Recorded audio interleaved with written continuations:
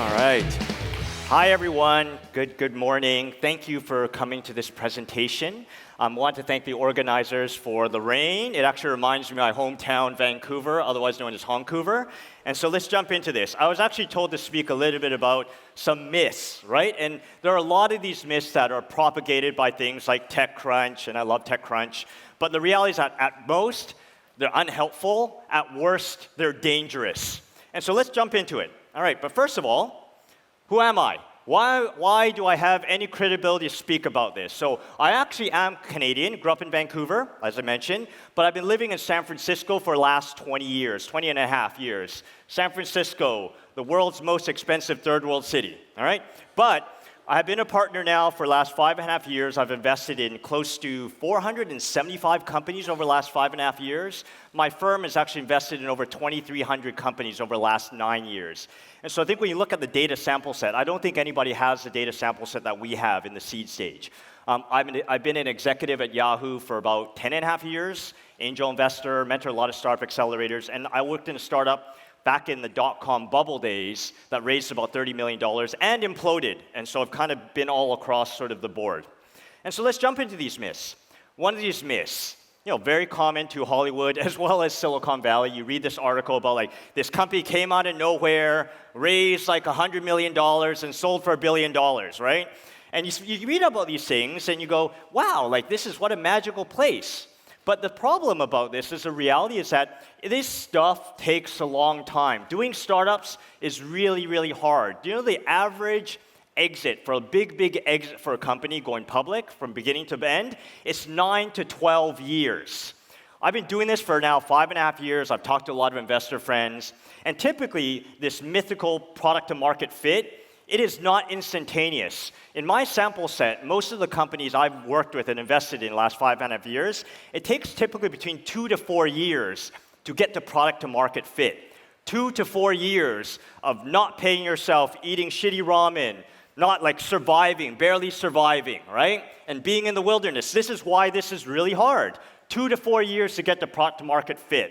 So this stuff takes a long time. Other myth. Technology and product is everything, all right? You hear this all the time, and startups pitch me, look at how awesome my technology is. I don't give a shit. Doesn't really matter, particularly in software or in hardware, all right? The reality is, for example, in software, it's usually not technical risk that kills companies. It's actually market risk. Does anybody want to buy or use what you're building? And unfortunately, most of the time, the answer is no, all right? So do customer development and figure out your marketing and development sort of channels. Okay. Other thing, Silicon Valley is the center of tech. And I would say, generally speaking, if you looked at the world about 5 years ago and you look at the number of unicorns in the world, I hate that term unicorns, but if you look at the number of unicorns in the world, about 80% of them used to be in the US. Now fast forward last year, US makes up, number of unicorns in the US now, probably make up 40 to 45%. The rest is actually from the rest of the world. And that number is only, the percentage of US unicorns is only going to shrink. Because what has happened, Europe is growing very, very quickly. Asia is growing very, very quickly. China is growing very, very quickly.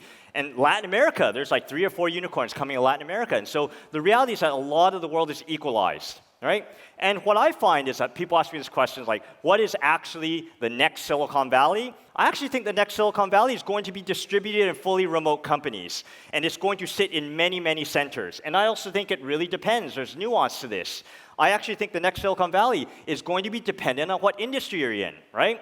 So for example, you're a fashion tech startup. San Francisco is a pretty shitty place if you're a fashion tech startup, right? Like, look at how well I'm dressed, right? Not very well. And so New York or London might actually be a better place. Okay, next one, myth of the importance of the idea.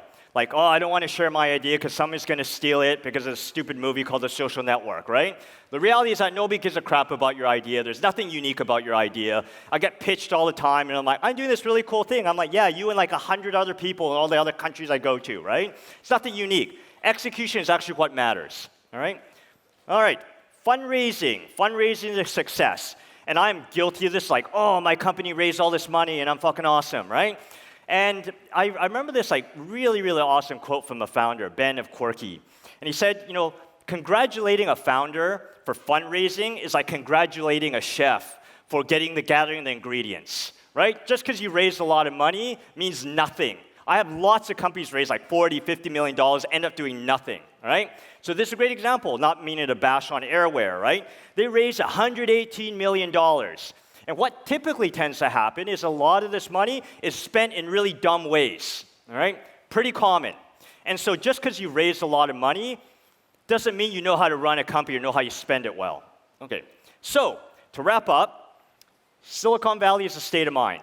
And I think if you get anything out of my presentation, I think there are a lot of paths to success as an ecosystem. There's a lot of paths to success as a founder, as an investor.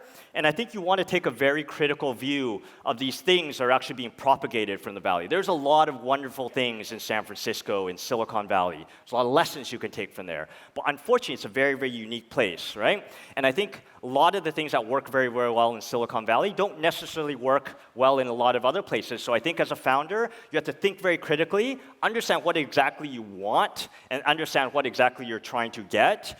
And I actually think like bootstrapping in many cases, why go down the VC route? Bootstrapping is amazing, and I think it's highly underrated. I think places like Montreal, places like Toronto, places like Vancouver, I don't think blindly copying Silicon Valley is the right move, right? It's called Silicon stupid, right? You know, you go and follow like Silicon Prairie, Silicon blah, blah, blah. Stupid. Why are you copying Silicon Valley? It's a very unique group of accidents that happened over 50, 60 years to make it the place that it is right now. So figure out your own path, think critically, and I wish you all the best of luck. Thank you.